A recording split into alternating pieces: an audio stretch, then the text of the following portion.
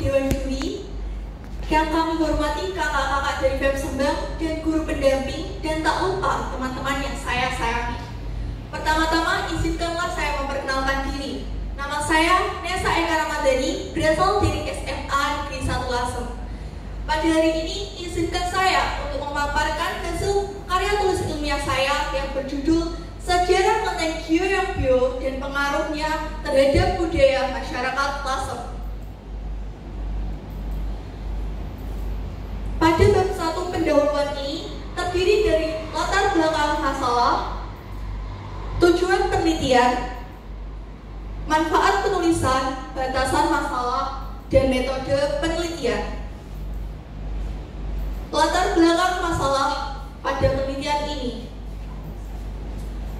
Lasem merupakan salah satu kota kecil yang secara administrasi berada di Kabupaten Rembang. Wilayahnya berada di tengah-tengah Jalan Pantura antara Surabaya dan Semarang. Seperti halnya dengan kota-kota pantai utara Jawa lainnya, pada masa lampau, Lasem juga melakukan perlawanan terhadap Belanda. Perlawanan tersebut dinamakan dengan Perang Kuning. Perang Kuning merupakan perlawanan rakyat Lasem bersama kaum Satri dan etnis Cina untuk melawan penjajahan Belanda. Dari peristiwa inilah muncul pluralitas di antara masyarakat Lasem. Tak hanya dari kejadian Perang Kuning ini, tetapi Kelenteng Gyeongbyo disebut juga sebagai simbol akan pluralitas itu sendiri. Kelenteng Gyeongbyo terletak di Jalan Babelgan nomor 7 Lasem. Menurut cerita, kelenteng ini dibangun untuk dipersembahkan kepada 3 jasa pahlawan dalam melakukan Perang Kuning. Berdasarkan uraian masalah di atas, peneliti tertarik untuk mengetahui sejarah berdirinya serta pengaruh kelenteng Gyeongbyo terhadap budaya masyarakat Lasem.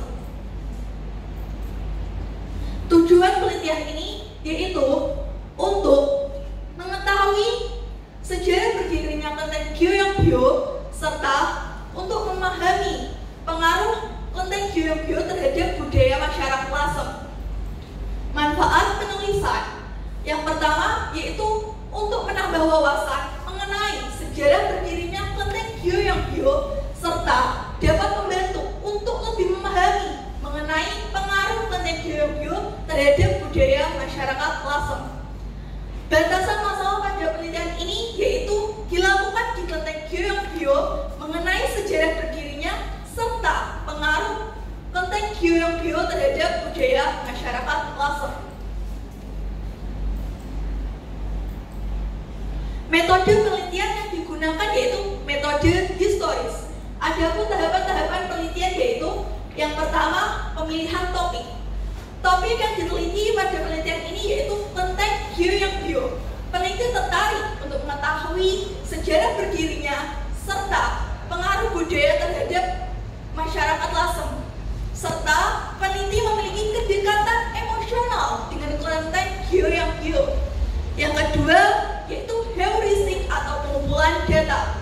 Pada tahapan ini, penulis melakukan studi pustaka, mengumpulkan dari berbagai macam literatur seperti artikel, buku, jurnal, dan lain-lain. Selain itu, peneliti juga melakukan observasi atau wawancara di kelenteng Gyeongbyo dengan narasumber KAIU pada tanggal 26 Juni 2023. Yang ketiga yaitu verifikasi. Pada tahapan ini dilakukan dengan dua cara, yaitu kritik ekstern dan kritik intern. Pada kritik ekstern, peneliti memastikan aspek akademis pada penulis, begitu juga dengan narasumber. Pada kritik intern, peneliti untuk sumber tertulis, peneliti membandingkan antara sumber tertulis yang satu dengan yang sumber tertulis lainnya dan memilih yang paling akurat dan relevan dengan masalah yang diteliti.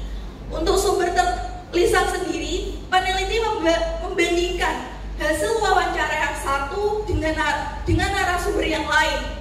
Yang ketiga yaitu interpretasi, yaitu fakta-fakta yang telah dikumpulkan menjadi satu, sehingga setiap fakta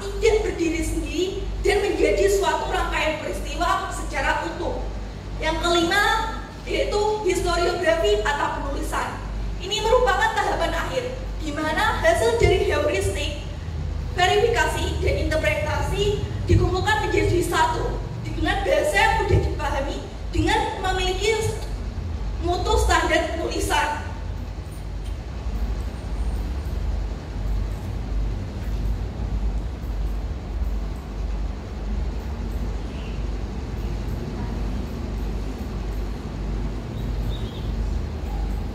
Bab 2 pembahasan terdiri dari telaah pustaka dan hasil penelitian. Telaah pustaka merupakan kajian penelitian pada masalah topik yang dilakukan penelitian sebelumnya. Yang pertama dari Nuruddin dengan sejarah tentang Geobio dan pengaruhnya masyarakat tahun 1967 sampai 1998. Pada penelitian ini berfokus mengenai pada masa Orde Baru, kegiatan keagamaan Kelteng dilarang dilakukan secara terbuka, sehingga mempengaruhi aspek sosial, budaya, dan ekonomi masyarakat sekitar. Yang kedua dari Muhammad, yaitu mengenai Semetioka Pongjo pada Kelteng Geobio. Pada penelitian ini dia membedakan antara Pongjo, antara Kelteng Geobio dengan Kelteng yang ada di Lasem. Selanjutnya hasil penelitian. Yang pada poin pertama sejarah berdirinya Kelteng Geobio. Ini diawali dengan adanya kedatangan pengungsi dari Cina dari Batavia. Pada tahun 1727 terjadi pembantaian orang Tionghoa di Batavia, sehingga hampir 1.000 orang menjadi korbannya. Pada tahun 1740 VOC melakukan perlawanan dengan orang Tionghoa, sehingga pada tahun 1741 terjadi pengungsian secara besar-besaran orang Tionghoa dari Lasem ke Semarang. Yang pada saat itu pemerintahan Lasem berada pada kekuasaan Oi Tingkat yang merupakan orang Tionghoa. Dia terbuka untuk pengungsi dari Batavia dengan dibantu oleh Raden Panji Margorono. Nah, pada saat itu perlawanan orang Lasem disebut dengan Brandel karena pengungsi Cina dan masyarakat pribumi tidak menyukai Belanda. Maka pada saat itu mereka bersatu dan melakukan perlawanan, sehingga mereka memilih 3 tokoh sebagai pemimpin, yaitu Raden Panji Margorono, Oi Tingkat, dan Tan Kiwi.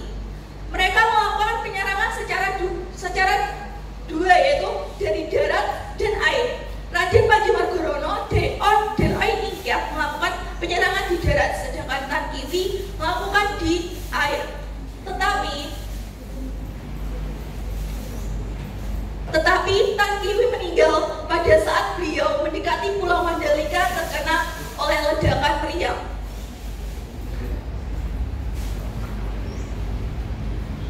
Begitu juga dengan Raden Panji Margorono dan Oi Tingkat.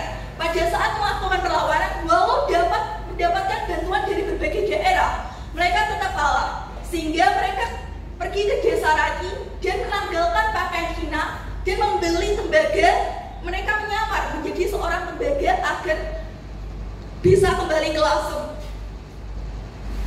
Setelah pada tahun sekitaran 740-an, setelah sholat Jumat, Kiai Ali Badawi mengajak para santri untuk melawan Belanda. Hal itu pun terdengar oleh Oi Tingkat dan Raden Panji Margorono. Mereka bangkit kembali, tetapi naas, Raden Panji Margorono meninggal karena tertusuk di dadanya di Karangpace.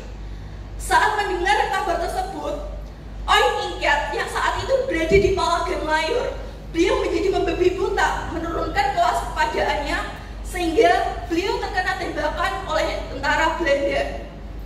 Beliau juga meninggalkan pesan kepada orang-orang sekitarnya untuk memakamkannya di daerah Gunung Bugel. Karena orang pribumi tidak ada pemimpin lagi secara berangsur-angsur, perlawanan mereka menurun. tidak terima tanah air mereka direbut oleh orang asing. Sehingga pada tahun 1780 mereka membangun kelenteng Gyeongbyo untuk menghormati jasa ketiga pahlawan, yaitu Oi Ingkiat, Raden Panji Margono, dan Tan Kini. Pada kelenteng Gyeongbyo terdapat Kim Shin, Oi Ingkiat, dan Raden Panji Margono. Hasil pembahasan pada poin kedua yaitu pengaruh kelenteng Gyeongbyo terhadap budaya masyarakat Lasem. Kelenteng Gyeongbyo dapat mempromosikan serta memunculkan akulturasi di antara masyarakat Lasem. Pada saat hari Imlek atau hari-hari keagamaan, mereka akan mengadakan pawai barongsai atau membagikan makanan seperti kue mangkok atau manisan lainnya. Yang ketiga yaitu bab 3 atau penutup, terdiri atas simpulan dan saran. Simpulan pada poin pertama yaitu kelenteng Gyeongbyo berdiri pada tahun 1780 untuk menghormati jasa ketiga pahlawan. Poin yang kedua, pengaruh kelenteng Gyeongbyo terhadap budaya itu untuk mempromosikan budaya yang ada di Lasem serta menciptakan akulturasi budaya. Saran, bagi pemilik kelenteng, alangkah baiknya kelenteng Gyeongbyo dibuat terbuka agar mereka tahu bahwa kelenteng Gyeongbyo merupakan salah satu situs sejarah yang wajib diperkenalkan kepada masyarakat umum.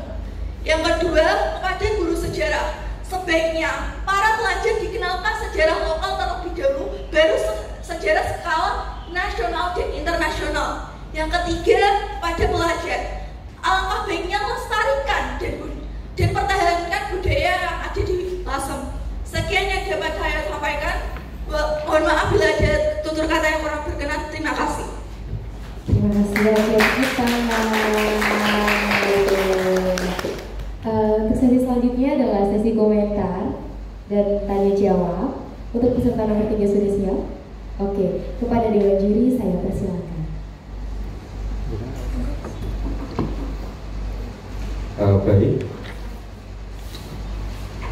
Saudara Nesa Eka Ramadhani, alamatnya mana? Desa Babagan. Oh, di tetangga ya, di desanya sendiri begitunya. Baik, pertanyaan pertama, yang benar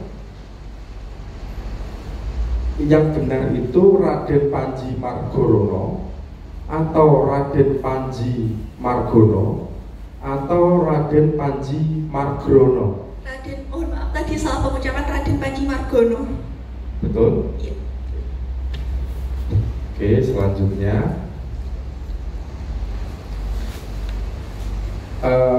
dalam penelitian yang saudara kerjakan ada yang namanya tinjauan pustaka atau penelitian terdahulu yang tentu sudah saudara baca. Salah satunya adalah penelitian dari Nurul Hidayati Septiana yang berjudul Sejarah Perkembangan Kelenteng Gyeongbyo di Lasem dan Pengaruhnya Masyarakat 1967 sampai 1998. Pertanyaan saya, apa yang membedakan antara penelitian yang saudara kerjakan dengan penelitian yang sudah dilakukan oleh Nurul Hidayati Septiana? Terima kasih atas pertanyaannya. Izinkan saya menjawab. Pada penelitian Nurul Hidayati Septianita, dia berfokus pada masa Orde Baru. Kelenteng itu tidak bisa dilakukan secara terbuka karena pada saat itu, kelihatannya pada masa pemerintahan Soeharto, itu orang Tionghoa dianggap sebagai koloni dari G30 SPKI karena orang Tionghoa merupakan orang dari RRC atau Republik Rakyat Cina. Sedangkan penelitian saya berfokus pada sejarah berdirinya serta budaya yang saat ini yang masih ada di pengaruh budaya dari kelenteng tersebut. Kan dari kelenteng tersebut ada di Desa Babagan. Nah, dari Desa Babagan kan terdapat banyak pemukiman pecinan. Nah, dari pemukiman pecinan tersebut rata-rata merupakan pengusaha batik. Nah, Nah, pengusaha batik tersebut sehingga menciptakan akulturasi motifnya antara orang pribumi asli Lasem dengan orang Tionghoa. Terima kasih. Ya, data baru apa yang saudara dapatkan pada saat meneliti ini, selain apa yang sudah dipaparkan oleh peneliti dahulu? Apa data baru yang kemudian bisa Anda dapatkan selain dari penelitian terdahulu? Jadi data baru artinya data yang tidak ada dalam penelitian terdahulu. Terima kasih. Data baru yang saya dapatkan berasal dari observasi, serta karena saya merupakan orang Babagan, saya agak tahu. Jadi kayak setiap ada acara apa, kayak di kelenteng itu saya jadi tahu dari situ. Oke, baik. Kenapa saya bertanya demikian? Karena posisi penelitian itu sangat penting ketika dia menawarkan rumusan masalah yang baru daripada rumusan-rumusan masalah yang sudah pernah dikerjakan oleh peneliti sebelumnya. Karena itu adalah posisi tawar yang menarik kepada pembaca untuk bisa tertarik dengan karya panjenengan.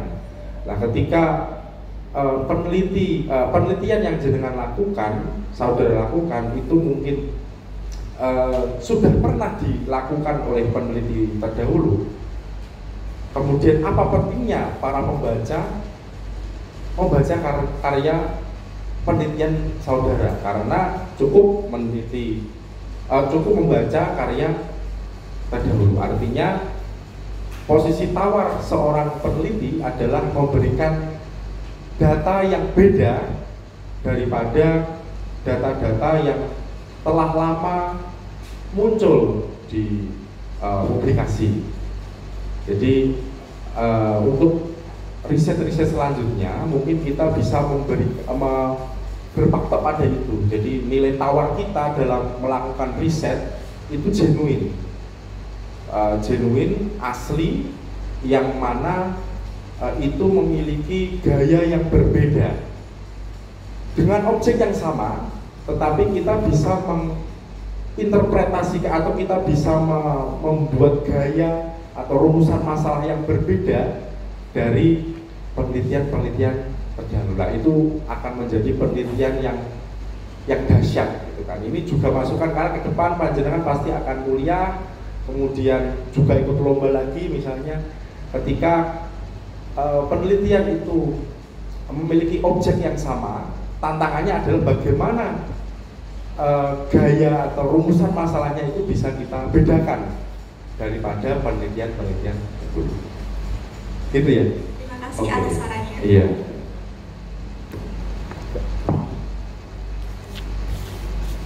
Pagi Mbak.